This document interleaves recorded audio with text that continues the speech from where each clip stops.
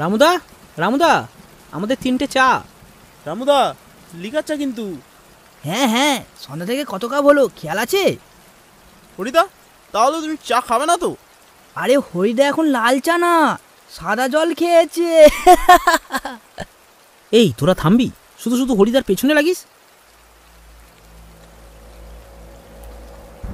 সন্ধ্যা থেকেই প্রচুর ঝড় বৃষ্টি শুরু হয়েছে, তবুও সব কিছুকে উপেক্ষা করে আমরা 3 বন্ধু, পলাশ, হরিশ আর আমি বলু, আড্ডা দিতে এসেছি আমাদেরই পাড়ার রামুদার চায়ের দোকানে। এখানে এসে দেখা হয়ে গেল হরিদার সাথে। হরিদা খুবই বয়োজ্যেষ্ঠ মানুষ, জীবনের 40টা বছর দিয়েছে শ্মশানে মরা পোড়ানোর কাজেই এইরকম মনোরম পরিবেশ পেলে তার কাছ থেকে রোমাঞ্চকর গল্প শোনার সুযোগ আমরা হাতছাড়া করি না। আজও তাই। কি গো হরিদা, শুরু করবে তো? গল্প কি আর ভান্ডারে নেই? আরে দাঁড়া দাঁড়া, গল্প বানাতে তো সময় লাগবে নাকি? এই তোরা থামবি একটু, চুপ কর। হ্যাঁ হ্যাঁ, ভাবতে সময় দাও, গল্প বানাক। হ্যাঁ, বানানো গল্প? তোদের মনে হয় আমি গল্প সব বানিয়ে বানিয়ে বলি, তাই তো? হ্যাঁ হ্যাঁ জানি, ওসব বাদ দাও, আজ কি শোনাবে বলো। এই তোরা থাম থাম। হরিদা, তুমি রাগ করো না, ওরা একটু তোমাকে রাগাতে ভালোবাসে। নাও তুমি শুরু করো। ঠিক আছে ঠিক আছে, তোরা শান্ত হ। আজকে তোদের আমার জীবনে ঘটে যাওয়া একটা বীভৎস রাতের ঘটনার কথা বলবো।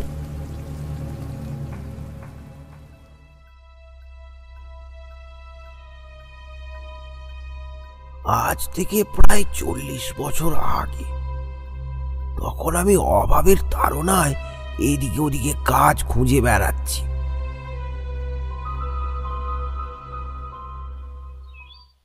এমনই একদিন কাজ খুঁজতে খুঁজতে নিরাশ হয়ে খালের পাড়ে একটা গাছের নিচে বসে ভাবছি যে এই অভাব ঘোচাতে আমি কি করতে পারি। এই অভাবে সংসারের হাল ফেরাতে আমাকে তো কিছু একটা কাজের ব্যবস্থা করতেই হবে। এমন সময় আমার ঘোর কাটিয়ে দিয়ে আমার সামনে উদয় হয় একটা লোক। পরনে একটা ময়লা ধুতি, মাথায় একটা গামছা বাঁধা।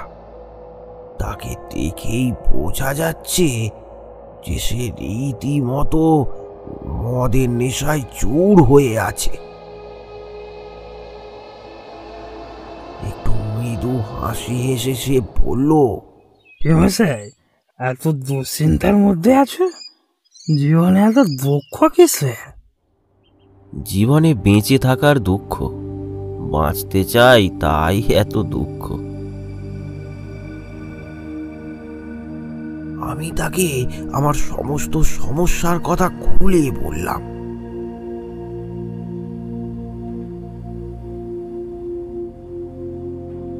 সব শুনে সে বলল, মরণকে তো আমরা খামোখাই বদনাম করি, আসল কষ্ট তো জীবনই দেয়। তোমাকে আমি কাজ দেব, করবে? সত্যি বলছো? কাজ দেবে? করব, অবশ্যই করব, কেন করব না? আরে আরে শোনো শোনো, কি কাজ পারবে কি না আগে ভেবে দেখো। যে কাজই হোক আমি করব, আমার খুবই কাজের দরকার, তুমি আমাকে নিয়ে চলো। আচ্ছা আচ্ছা, শান্ত শান্ত হো, চল আমার সাথে চল, আয় আমার পিছু পিছু আয়।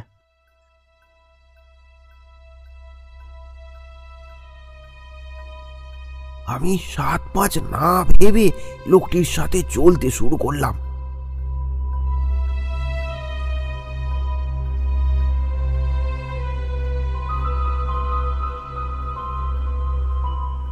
লোকটিকে দেখে আমার মোটেও সুবিধার বলে মনে হচ্ছিল না।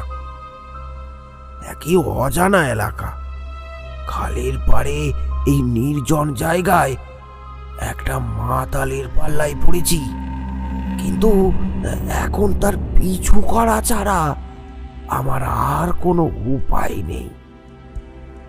আমার একটা কাজের খুবই প্রয়োজন, সেটা যেভাবেই হোক আমাকে পেতেই হবে।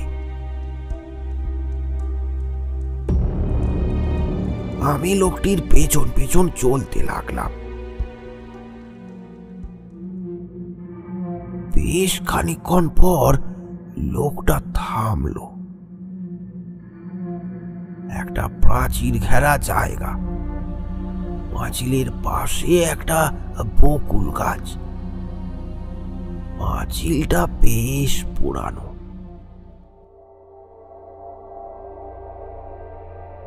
দেখো বাবু, এবার তোমাকে কাজটা বলি। আমার নাম কালু, আর এটা হচ্ছে বকুলতলা শ্মশান। নাম নিশ্চয়ই শুনেছ। হ্যাঁ, এখানে শ্মশানে মরা পোড়ানোর কাজই আমি করি। আমি একা আর পেরে উঠছি না। তুমি কি কাজ করবে? আমার একজন লোক লাগবে। মরা পোড়ানো? এখানে কতই বা মরা আসে, এই কাজ করে কিছু হবে? হ্যাঁ, মরা আসে মানে? এখানে কোনো এলাকা বা গ্রামের মরা শুধু পোড়ানো হয় না। এখানে চিতার আগুন প্রায় নেভেই না বললেই চলে, বুঝলে? মানে এত মরা কোথা থেকে আসে? এখানে যত লাওয়ারিস লাশ, কোনো দুর্ঘটনায় মারা যাওয়া লাশ, যাদের কোনো খোঁজ নেই, সেই সব লাশ এখানে পোড়ানোর জন্য আসে, বুঝলে? এত মরা? হ্যাঁ, টানা 3 দিন, টানা 3 দিন 3 রাত মরা পুড়িয়ে আজ একটু বেরিয়েছিলাম। এখনো অনেক মরা আছে। দেখো, এই কাজ কি করবে তুমি? মাসে 300 টাকা বেতন দেব। হ্যাঁ, 300 টাকা? আমি এই কাজই করব, আমি এই কাজই করব। সেই সময় 300 টাকার চাকরি পেয়ে আমি যেন হাতে চাঁদ পেলাম। রাজি না হয়ে কি আর পারি? চলো তাহলে এখন থেকে কাজে লেগে পড়ো। আর এখানেই থাকতে হবে, এখানেই থাকবে, এখানেই খাবে। মাত্র একবার বাড়ি যেতে পারবে।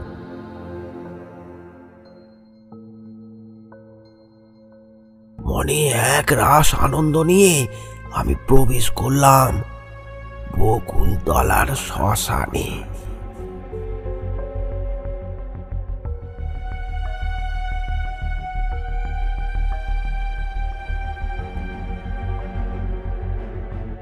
চারিদিকে ঝোপঝাড়ে ঘেরা, মনে হয় এই যেন সবুজের মেলা বসেছে। মাঝখান দিয়ে একটা রাস্তা এগিয়ে গেছে সামনের দিকে। সেই রাস্তা দিয়ে এগিয়ে চললাম। কিছু দূর এগিয়ে যাওয়ার পরই পৌঁছে গেলাম একটা শ্মশানে। শ্মশানের বিভিন্ন জায়গায় হাত পোড়া কাঠ পড়ে আছে। এক জায়গায় কিছু পোড়া কাঠ থেকে ধোঁয়া উঠছে। তার সাথে দেখলাম শ্মশানের আশেপাশে মাথার খুলি আর গোড় পড়ে আছে।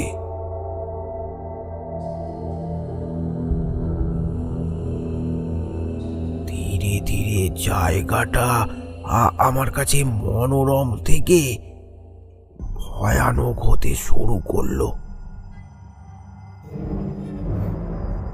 কোথা থেকে যে এত ভয় আমাকে ঘিরে ধরলো কে জানে। তার সাথে এই ভর দুপুরে মাথার উপর থেকে ভেসে আসছে একটা বাজের চিৎকার। কি হলো, ভয় লাগছে নাকি? চলো, ওইখানেই আমাদের থাকার জায়গা। একটু দূরে তাকিয়ে দেখলাম সেখানে দুটো কুটির। বুঝতে পারলাম ওইগুলোতেই ওই লোকটা থাকে। আজ থেকে ওগুলো আমারও আস্তানা হতে চলেছে। কি হলো, চলো। হ্যাঁ হ্যাঁ হ্যাঁ, চলো চলো।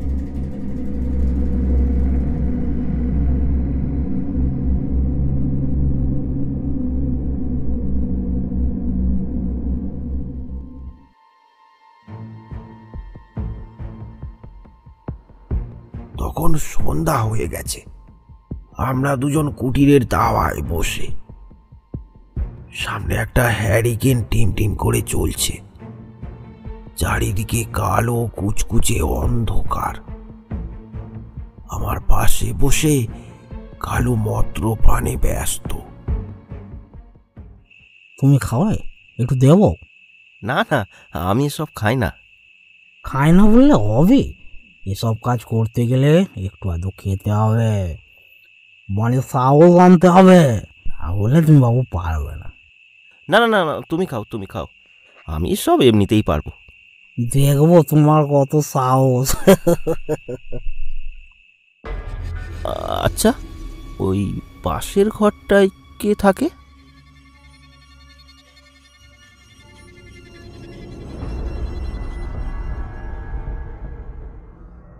কোথায়? ওই ওই পাথর কুটিলে? একটু পরেই জানতে পারবে। ঠিক আছে, চলো, আমার শেষ, এবার চলো, ওঠো। দুজনেই উঠে পড়লাম। আমি হ্যারিকেনটা হাতে নিলাম, কালুকে অনুসরণ করে চলতে লাগলাম। দরজার সামনে এসে দাঁড়ালো কালু, আমি তার পেছনে। সে এক ধাক্কায় দরজাটা খুলে দিল। সাথে সাথে একটা তীব্র পচা দুর্গন্ধ আমার সারা নাক ভরিয়ে দিল। মনে হতে লাগলো যেন দম আটকে মারা যাব। সহ্য করো, সহ্য করো, এটা নিয়েই কাজ করতে হবে। কালু ভেতরে চলে গেল।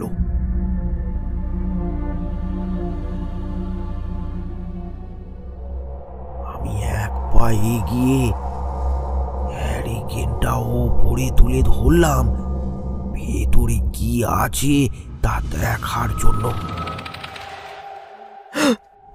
ভেতরের দৃশ্য দেখে আমি একেবারে ভয়ে স্তম্ভিত হয়ে গেলাম। একটা না, দুটো না, ভেতরে আছে অনেকগুলো মরা। সেগুলো সব সাদা কাপড়ে মোড়া। কি হলো? ভেতরে এসো, বাইরে দাঁড়িয়ে থাকলে হবে? এই জন্যই বলেছিলাম আমার সাথে একটু খাও, শুনলে না তখন আমার কথা। ভয়ে আমার শরীর ঠান্ডা হয়ে গেলেও এটা আমার কর্মস্থান। এখানে ভয় পেলে আমি কাজ করব কি করে? তাই ভয়কে জয় করে ভেতরে পা রাখলাম। চলো, একটা একটা করে সব কটাকে বাইরে নিয়ে যায় আর সবগুলোকে পুড়িয়ে ফেলতে হবে।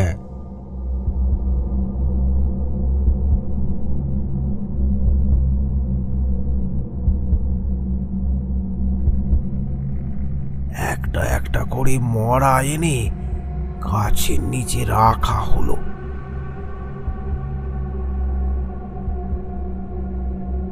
তারপর একের পর এক চিতা সাজানো হলো।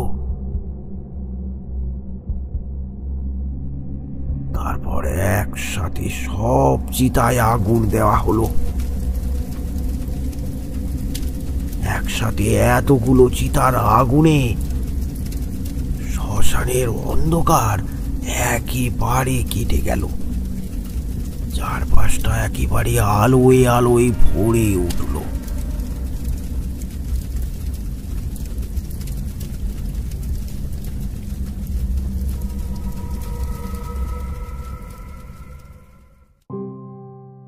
এইভাবে প্রায় 1-1.5 মাস কেটে গেল। আমি সব ভয় ভুলে মন দিয়ে কাজ করছি। একদিন সকালে কালু ওস্তাদ এসে বলল, এই হরি, হরি, এই নে 500 টাকা রাখ।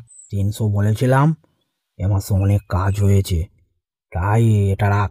তুমি যে আমার কি উপকার করলে, কি বলে যে তোমায় ধন্য। আরে থাক থাক, আমার দিনকুলে কেউ নেই আর সংসার ধর্মও করিনি, তাই তোর কষ্টটা বুঝি রে, তাই তোর কষ্টটা বুঝি। যা বাড়ি চলে যাস, বাড়িতে টাকাটা দিয়ে আয়। আর শোন, আজ সন্ধ্যায় কিন্তু মরা আসবে, যতই রাত হোক চলে আসবি কিন্তু। ঠিক আছে ওস্তাদ। মনে এক রাস আনন্দ নিয়ে বাড়ি ফিরতে লাগলাম।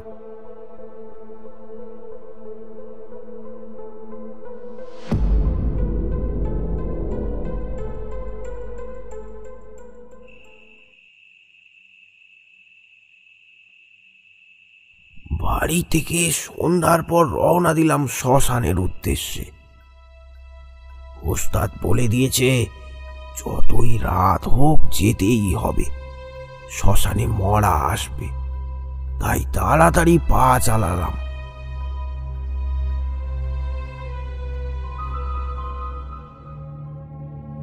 শ্মশানে যখন পৌঁছলাম তখন রাত 10টা। মনে মনে ভাবলাম ওস্তাদ হয়তো আমার অপেক্ষায় বসে আছে, হয়তো খুব রাগও করেছে। কুটিরের সামনে এসে দেখলাম দরজা বন্ধ, হ্যারিকেনটা জ্বলছে বটে, কিন্তু কালু ওস্তাদ কোথাও নেই। আরে ওস্তাদ কোথায় গেল? আজ মরা আসবে বলে আমাকে তাড়াতাড়ি আসতে বলল, নিশ্চয়ই কোনো দরকারে বেরিয়েছে। এই ভেবে অপেক্ষা করতে লাগলাম। এমন সময় পাশের কুটিরটা থেকে একটু খুটখাট শব্দ আসলো বলে মনে হলো। আরে ওই ঘরে কিসের একটা শব্দ হলো না? তাহলে ওস্তাদ কি ওই ঘরে মরা বের করছে? যাই তো একবার দেখে আসি।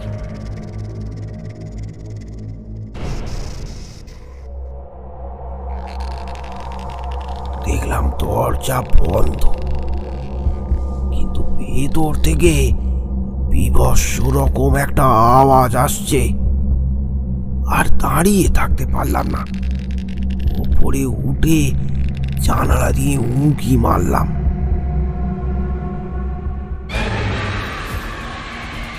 আবছা অন্ধকারে যেটা দেখলাম তাতে আমার শরীরের রক্ত হিম হয়ে গেল।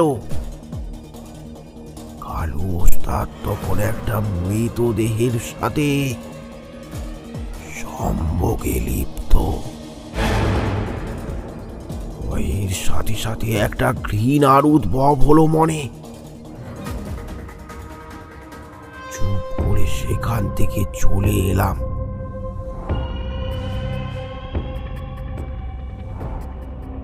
মনে মনে ভাবতে লাগলাম লোকটা যে এতটা বদ আর এতটা নীচ হতে পারে তা মোটেও ভাবতে পারিনি।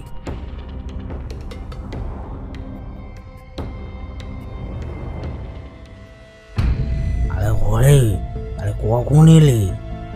এত দেরি হলো কেন? এসেছি অনেকক্ষণ আগে। তুমি ওই ঘরে কি করছিলে? কে কে? আমি আমি আমি মরাবার করছিলাম। কি করছিলে সেটা আমি দেখেছি। মানে কি দেখেছিস তুই? ছি, এসব বলতেই আমার ঘৃণা হচ্ছে। এসব করতে তোমার বিবেকে বাঁধে না? বেঁচে থেকে ওরা শান্তি পায় না, মরার পর অন্তত একটু ওদেরকে শান্তিতে থাকতে দাও। একটু সম্মান নিয়ে ওরা পরলোকে যাক, সেটাও কি তুমি হতে দেবে না? এই এই, আমাকে বেশি শিক্ষা দিতে আসিস না। কাজ করতে হলে কাজ কর, না হলে চলে যা। আমি একা এখন বাড়াবো, চলে যা না হলে। আমি নিরুপায় হয়ে সবকিছু মেনে কাজ করতে লাগলাম।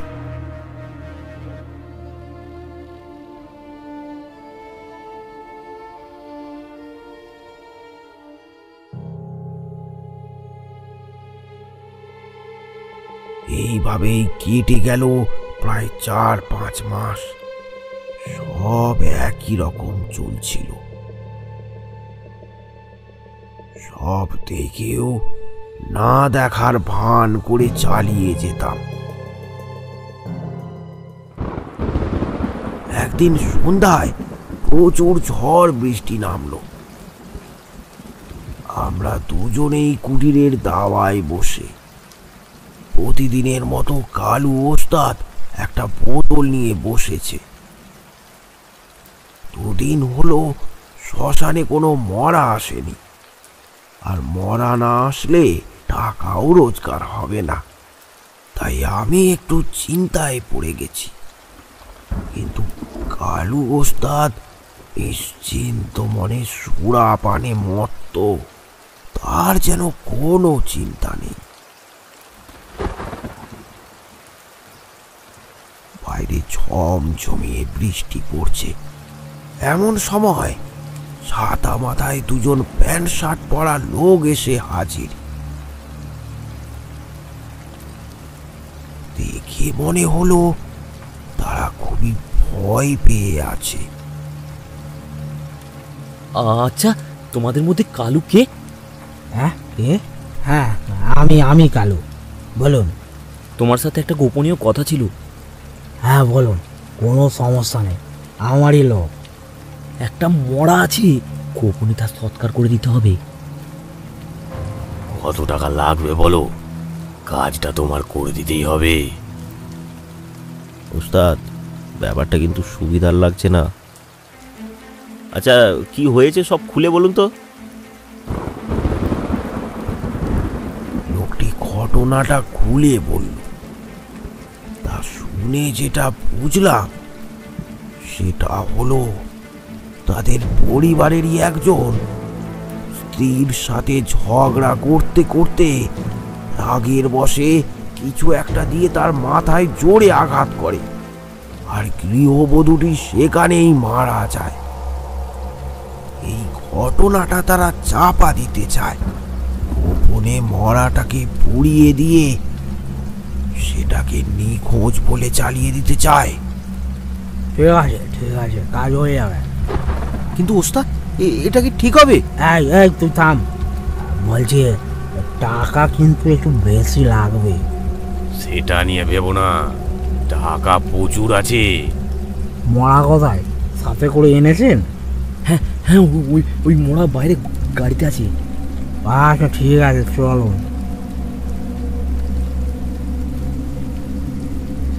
বৃষ্টিতে ভিজে ভিজেই গেলাম তার সাথে মরাটা আনতে।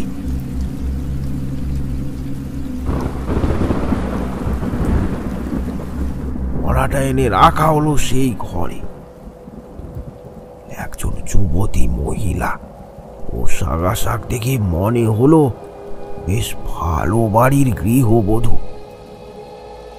মাথা পেটে রক্ত গড়িয়ে পড়ছে, কিছুক্ষণ আগেই মারা গেছে বলে মনে হচ্ছে। কালু ওস্তাদ বাইরে তাদের সাথে টাকা পয়সার রফা করছে। এই নাও, যা বলেছিলে সেটাই আছে। কাজ যেন ঠিক মতো হয়ে যায়, কাক পক্ষীতেও না যেন টের পায়।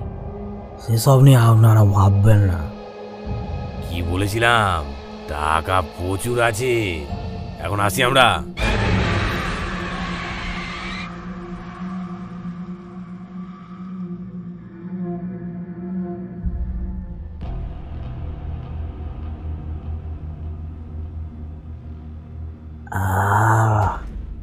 জিনিসটা তো বেশ খাসা আছে, একদম বড় তাজা। আজ রাতটা বেশ ভালোই কাটবে। আমি নিরুপায়, চুপ করে থাকা ছাড়া আর কোনো রাস্তা নেই। কালু ওস্তাদের দিকে তাকিয়ে দেখি, এই অন্ধকারেও তার চোখ মুখ যেন চকচক করছে হিংস্র পশুর মতো। কোনো মানুষ কিভাবে এত নির্দয় হতে পারে সেটা ভেবেই বুকটা কেঁপে উঠছে।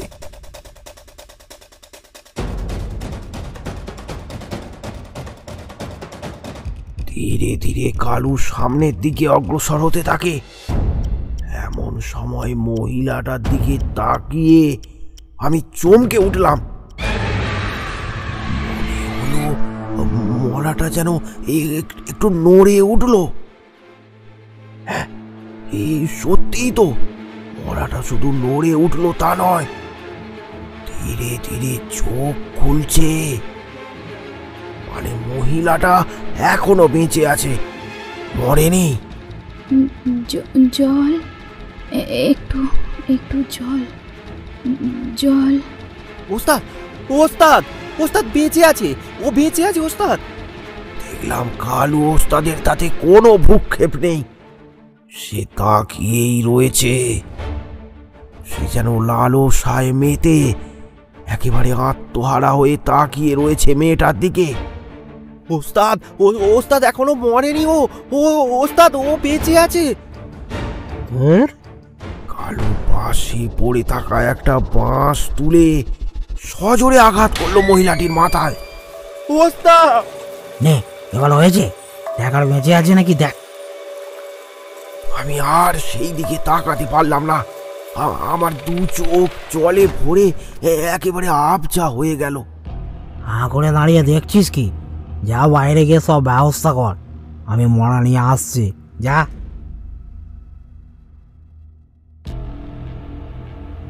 আজ কেবল পরিবারের কথা ভেবে এত অন্যায় সহ্য করতে হচ্ছে আমাকে।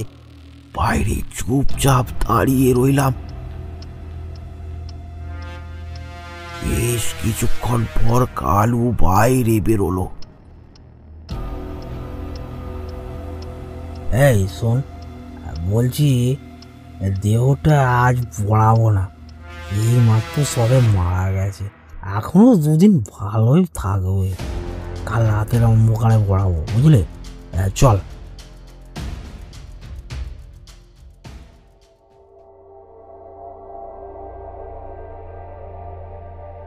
পরদিন সন্ধ্যা হতেই আমি চিতা সাজিয়ে বসে আছি, কালু ওস্তাদের আসার অপেক্ষায়।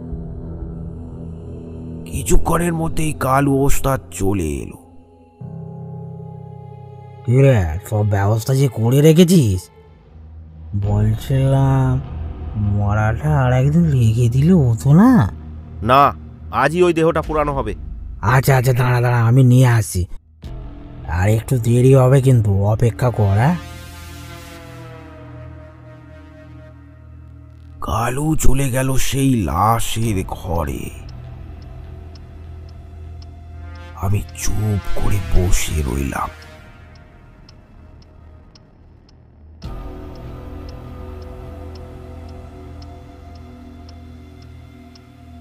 অনেকক্ষণ কেটে গেল, কালু তখনও ফিরল না।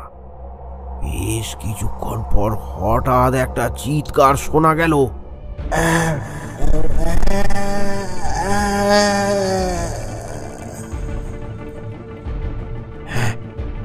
চিৎকারটা কালুরই বটে। ছুটে গেলাম কুটিরের দিকে। কুটির থেকে একটা গু গু শব্দ ভেসে আসছে। দৌড়ে গেলাম ভেতরে। ভেতরে গিয়ে যেটা দেখলাম তাতে আমি একদম বাকরুদ্ধ হয়ে গেছি। সেই মহিলাটার মৃতদেহের পাশে পড়ে আছে কালুর দেহটা। দেখে মনে হলো সে আর বেঁচে নেই। তার রক্তচক্ষু দুটো যেন ঠিকরে বাইরে বের হয়ে আসতে চাইছে। মনে হচ্ছে দম বন্ধ হয়েই তার মৃত্যু ঘটেছে, কিন্তু কিভাবে? তাহলে কি এটা কোনো ভৌতিক ব্যাপার? রাতের অন্ধকারে দুটো এইরকম মরার সাথে শ্মশানের এই নির্জন কুটিরে আমি একা। আমার মস্তিষ্ক তখন কাজ করা বন্ধ করে দিয়েছে। কালু তখন বেঁচে আছে না মারা গেছে সেটার উত্তর খোঁজার মতো হেতু তখন আমার মধ্যে নেই। কি করব কিছুই ভেবে পেলাম না। তারপর নিজেকে সামলে ঠিক করলাম মহিলাটার দেহটাই আগে পোড়ানো হোক। চিতা তো সাজানোই আছে।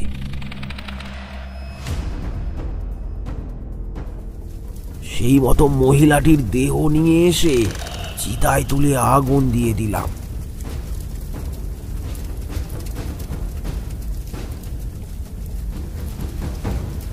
মরা দাহ করতে করতে মাঝে মাঝেই আমার মনে পড়ে যাচ্ছে কিছুক্ষণ আগে ঘটে যাওয়া সব ঘটনাগুলো। তখনই ভয়ে আমার গোটা শরীর ঠান্ডা হয়ে যাচ্ছে। এই নির্জন জায়গায় এই অবস্থায় আগে আমি কখনোই ছিলাম না। খুব ভয় পেয়ে গিয়ে গাছের নিচে বসে চিতার দিকে তাকিয়ে রইলাম। দাউ দাউ করে আগুন জ্বলছে।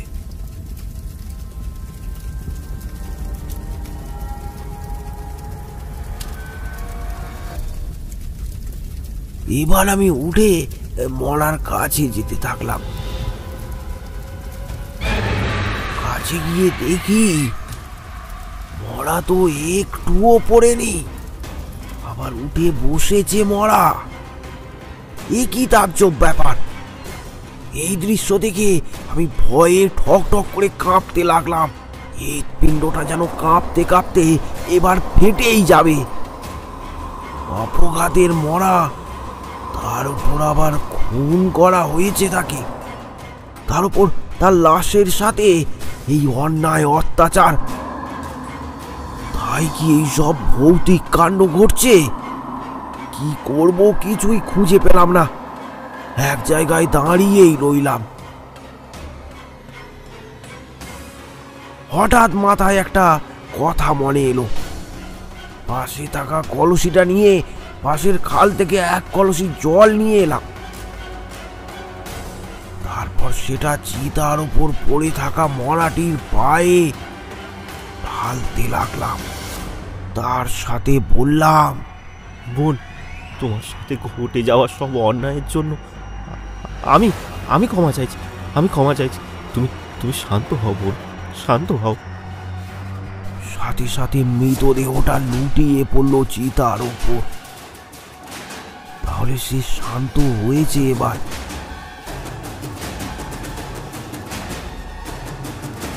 আর কিছু হলো না। কিছুক্ষণের মধ্যেই সব পুড়ে ছাই হয়ে গেল।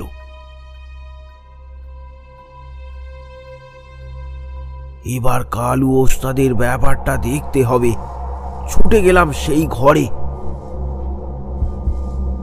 হ্যাঁ, সত্যি সে মারা গেছে।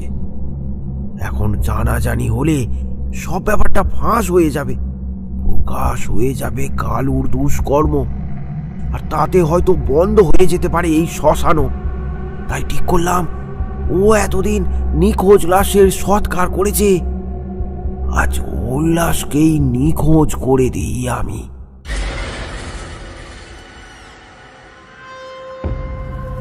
চিতার উপর দাউ দাউ করে জ্বলছে কালুর দেহটা।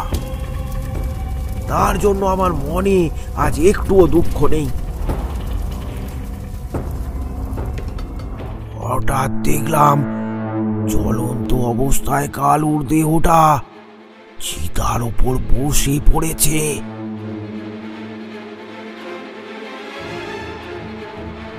এ কি একের পর এক অস্বাভাবিক ঘটনা ঘটে চলেছে। এবার আমি আরো ভয় পেয়ে গেলাম। আমার হৃৎপিণ্ড তখন ঝড়ের গতিতে লাফাচ্ছে। এদিক ওদিক দেখতে থাকি আমি। সামনে দেখি একটা বাঁশ, সেটাকে তুলে নিয়ে জোরে জোরে আঘাত করতে লাগলাম কালুর ওপর। কিন্তু কিছুতেই কিছু হলো না।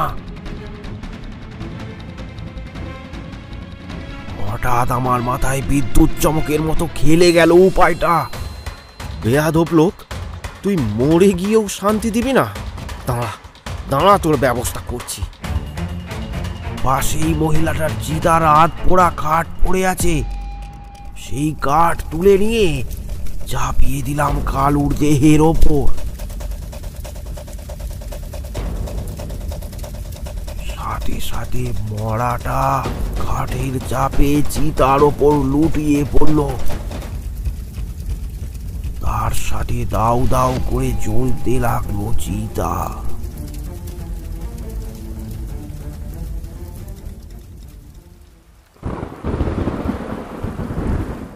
আচ্ছা হরিদা, শুনেছি মোড়ার পোড়া কাঠ কারো চিতায় দিয়ে দিলে সে নাকি আর পরজন্মে মানুষ জন্ম পায় না। কালু এ জন্মেই মানুষ ছিল কবে, আবার পর জন্ম।